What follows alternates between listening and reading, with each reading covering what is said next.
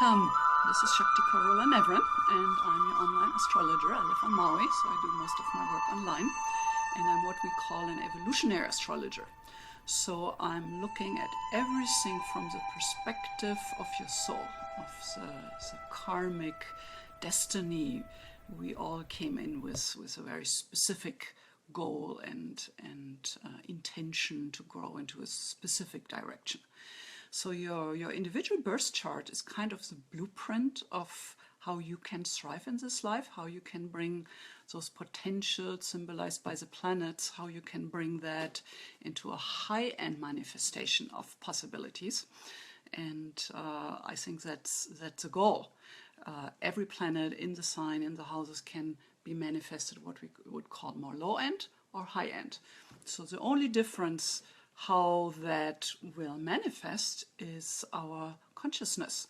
So consciousness is the key. And that's why I'm so passionate about astrology, and that's why I'm doing all these forecasts for you, because I totally believe that if we know what choices we have, that naturally we will go for the higher-end choices, and we will be more able to manifest the life where we thrive and we're successful and we have a meaningful work in our life. So I'm very passionate about astrology, and these forecasts are meant to inspire you to spread the buck, so to speak. The forecasts, I do many of those. I do a daily forecast on Instagram, which I also put on the Facebook page. I do the weekly forecast on Sundays. This one is a little more in depth, and because it's live like this one, you are invited to come join, noon Pacific Standard Time, and then you can ask questions of any astrological nature. So I'm trying to build kind of this more international astrological tribe. So wherever you are in the world, it doesn't really matter. So I really get a kick out of that. So I do the daily, the weekly, the new moon, the full moon, the solar eclipses, Mercury retrograde. So whatever is kind of interesting and in the forefront, I will talk about in my forecasts. So for you to be able to be kept in the loop, you might want to go to my website, mauiastrologyreading.com, and sign up for your newsletter. First of all, I can keep you in the loop. Second of all, you will get a free chart and love stone report. So the chart is kind of important if you want to correlate those general informations I give you in my forecasts back to where it happens in your life. So this is where actually the most interesting information is happening. Like for today, we're going to talk about the full moon in Aquarius. So if you have any planets in Aquarius, sun, moon, ascendant, very strongly, then that will be very impactful for you. So if the full moon is happening on your Mars in your chart, there's a lot of passion, a lot of fire pushing on you. So it's just really good to know what's happening when and where. So in astrology, we kind of measure the beginning of the moment, the beginning, the seeding moment, and the potential it carries. And as I said in the beginning, consciousness is the key for us to really bring things to the highest potential available to us. So today we're going to discuss the full moon, August 18th, coming up. It's going to happen at 26 degrees in Aquarius at 2:26 a.m. Pacific Standard Time. So you have to correlate it back to wherever you are in the world. And the full moon is kind of more visible than the new moon, so it's kind of more splashy, more in our face. Lots of people know they have a reaction to the full moon, like not only the cats are out and they're loud on a full moon night, but also we know that people like to drink more, they're out. There is more violence happening around the full moon if you ask the police reports. So it seems like with the full moon, everything is kind of pushed to the surface. And if you have been following me, I have been talking about the concept and the image of the wave in the ocean. So each one of us is this wave in the ocean. So this image was used by Carl Jung, one of the founders of psychotherapy, and he talks about the top of the wave being the 5 to 10% of our overall consciousness. So obviously that's not a lot, and we correlate that top of the wave back to the sun symbolizing our consciousness and how we shine into the world. So the sun is very related to identity and self and our ego structure. And then the belly of the wave, the 90 to 95%, that's what Jung called the unconsciousness, a personal unconsciousness. So that relates back astrologically to the moon. So the moon is symbolizing everything what's under the surface of our consciousness, everything what's happening in the belly. And often we react to circumstances, or we get into a fight because somebody pushed a button and something comes up out of their unconsciousness. We carry a sore spot there and somebody pushes us and you will get a reaction. So every kind of therapy is kind of lowering the consciousness, the 5 to 10% into the unconsciousness.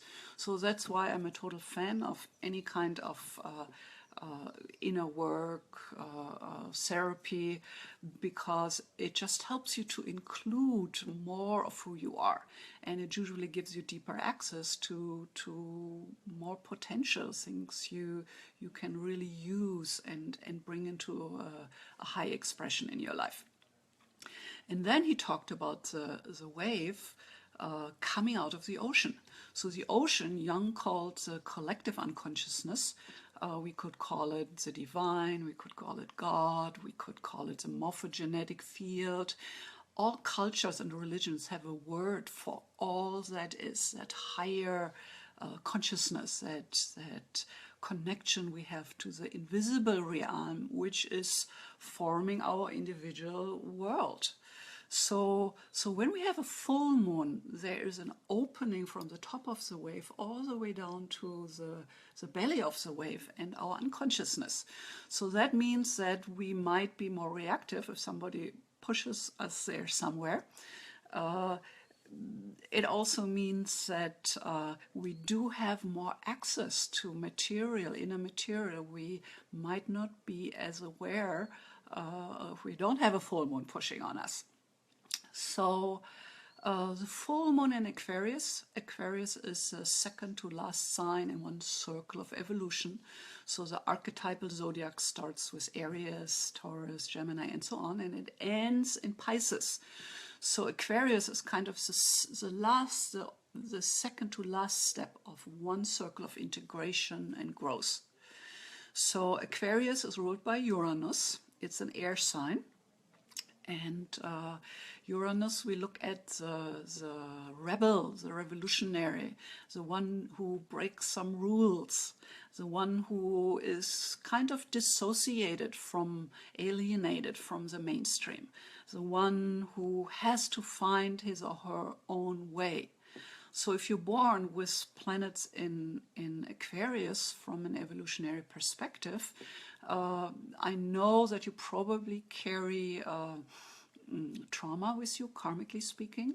So there is a need for your soul to gain some sense of self and independence and to stand on your own feet and not be a pushover but by other people think about you.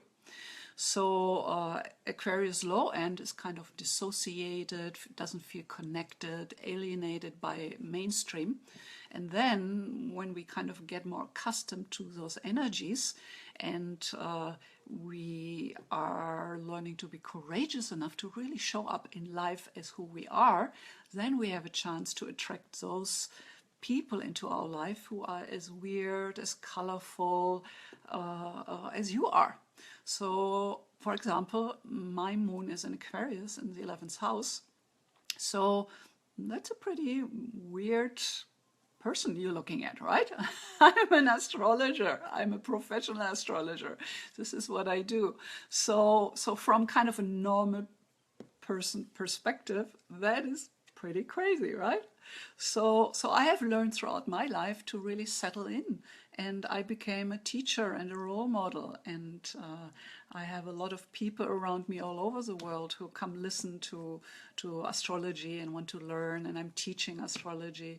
So for me, it's very helpful to have that group of like-minded people around me, and that's part of what pulls me to do this work, and of course experience that I know how helpful it is. So in my perspective, astrology is really a wisdom path. It's really a spiritual path. It's a path of self-reflection, and I do believe we cannot have enough of that. So the full moon is kind of reflecting that inner world, gives us access to that.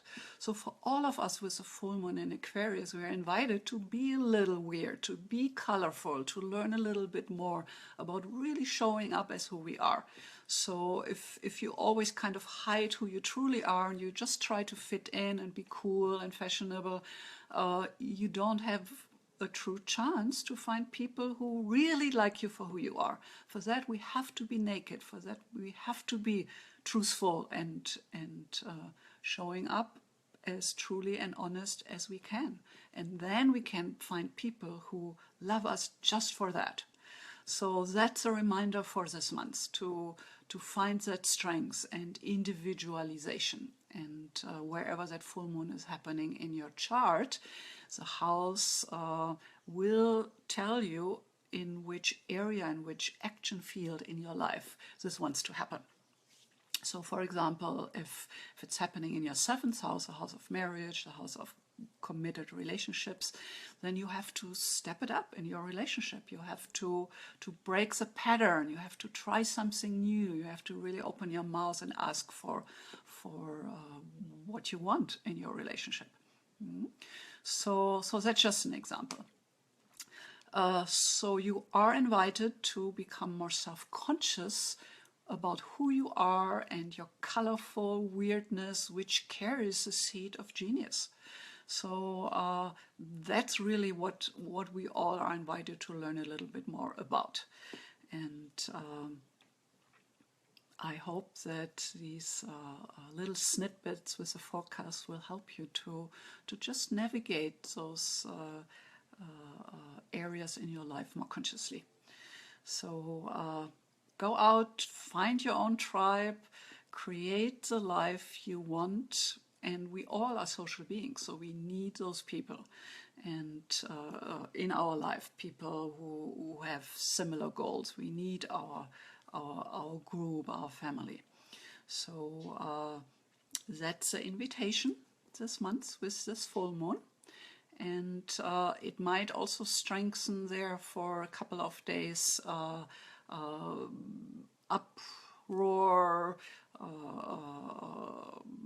things happening in the world. It's just like the fuse is a little shorter than usual, and it is a possibility for change, sudden change, because that's what really Uranus is about.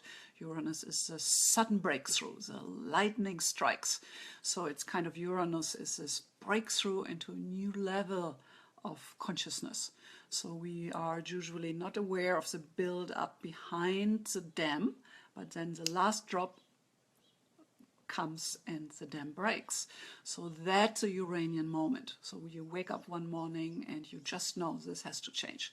So this quality is available for us. So make sure you make conscious choices and not just reactive choices.